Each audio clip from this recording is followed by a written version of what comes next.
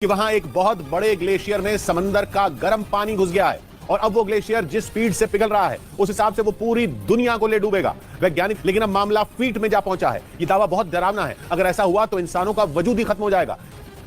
मतलब इंसानों का भी वही हश्र होगा जो सदियों पहले डायनासोरों को हुआ था, लेकिन इंसान डूबकर खत्म होगा। अमेरिका और रिकॉर्ड तोड़ होगा जो बहुत भयानक होगा, इसलिए आपको यहां पर बुलाया गया। 2023 में इतनी गड़बड़ी होगी फ्यूचर में, जस्ट उनको मैसेज आएगा रातों रात अपना घर खाली कर दो, प्रॉब्लम हो रही है। वो अब से कुछ ही घंटे बाद पृथ्वी से टकरा सकता है। इस बात की पूरी संभावना जताई गई कि रात को ये सौर तूफान धरती से टकराएगा। हालांकि कहा जा रहा है कि सूरज की सतह पर विस्फोट होने से धरती पर गर्मी का प्रकोप तो नहीं देखा जाएगा, लेकिन जो ताकतवर जियोमैग्नेटिक वेव्स विस्फोट होने के बाद निकलेंगी उनका असर जरूर पृथ्वी पर पड़ सकता है। अगर सौर तूफान धरती से टकराता है तो पूरी दुनिया अंधेरे में डूब सकती है और कुछ देर के लिए इसका असर सिग्नल ट्रांसमिशन पर भी पड़ सकता है। मतलब ये कि पूरे विश्व में जीपीएस सिग्नल ठप हो सकते हैं।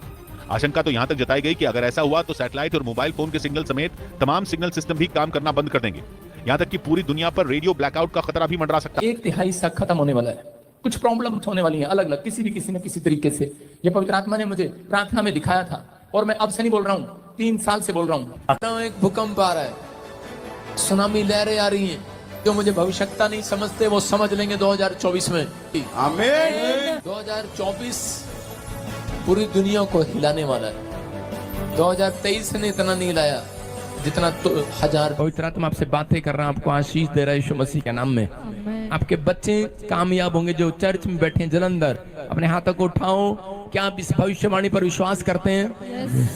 जो विश्वास करते हैं वो सबसे जोर से चिल्लाएगा हालेलुया बोलकर।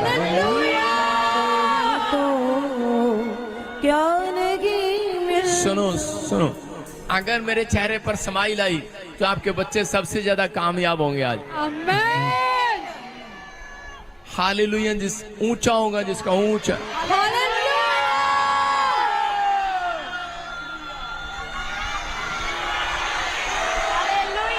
खुदा ने बहुत से वादे किए, थैंक यू लॉर्ड। अपने लोगों से। परमेश्वर मैं इनके बच्चों को आशीर्वाद देता हूँ। अच्छे बहुत तरक्की करें यीशु मसीह के नाम में। जो रुके हुए स्नेक हैं, जो इनके पीछा कर रहे हैं, जो छुपे हुए इनके बच्चों के खिलाफ, मैं उनको सबको जय मसीह की। आज मैं आपके साथ एक ऐसा विषय लेके आया हूँ जो आप जानते भी है पर उसके ऊपर गौर नहीं कर पाते। जिस तरह से आपको मैं मैसेजेस दे रहा हूँ, मैं चाहता हूँ प्रभु की बात आपके पास ज्यादा से ज्यादा जाए। तो यही उद्देश्य है हम सभी का। मेरे भाई मेरे बहनों, आज जो भी लोग परेशान हैं, जो चाहते हैं कि उनके लिए हम प्रार्थना करें, उनके लिए हम आगे बढ़े, तो आप हेल्प करें, आप आगे बढ़े और अपना योगदान दें। चाहे आप मैसेजेस में, चाहे आप किसी भी अड़ोसी पड़ोसी के लिए जाकर कुछ ना कुछ करें, और आप चाहे तो हमारे द्वारा, आप चाहे तो कहीं भी अपना योगदान देना चाहे तो दे सकते हैं, दान दशवांश दे सकते हैं, अपनी मदद भेंट कर सकते हैं।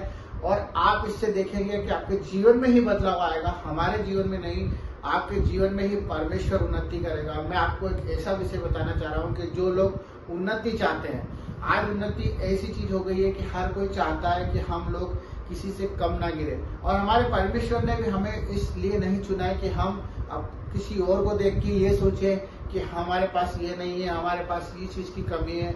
हमारे पास आज परमेश्वर होने के बाद भी हम उन आशीषों को नहीं प्राप्त कर पा रहे जो आशीषें परमेश्वर ने हमारे लिए रखी है। तो उसका मुख्य कारण कि हम लोग अगर अपना भेंट प्रॉपर तरीके से दे, अपनी मदद प्रॉपर तरीके से करेंगे, तो परमेश्वर नहीं, आपके लिए वो लोग दुआ करेंगे जिनके साथ आप जुड़ोगे, जिनके लिए आप मदद करोगे। तो हमारी प्रार्थना का उत्तर तो मिलता ही है, पर कोई हमारे लिए प्रार्थना करे तो आपके लिए जल्दी मार्ग खुलते हैं। जिस तरह से प्रभु यीशु मसीह ने अपनी हर एक चीज दे दी, इसलिए दे दी कि हम लोग बचाया जाए। उसने अपनी जान तक नहीं छोड़ी।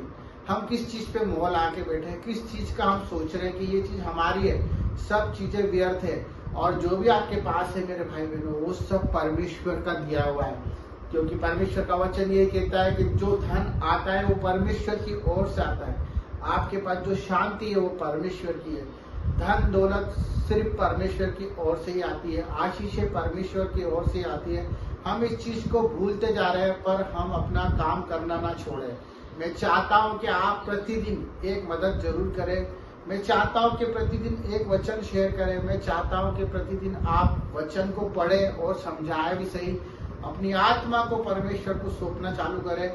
और जो लोग बीमारियों में हैं, जो लोग लाचार हैं, जो लोग रोड पे आज गर्मियों में परेशान हैं, तो आप मदद के लिए आगे आ जाएं।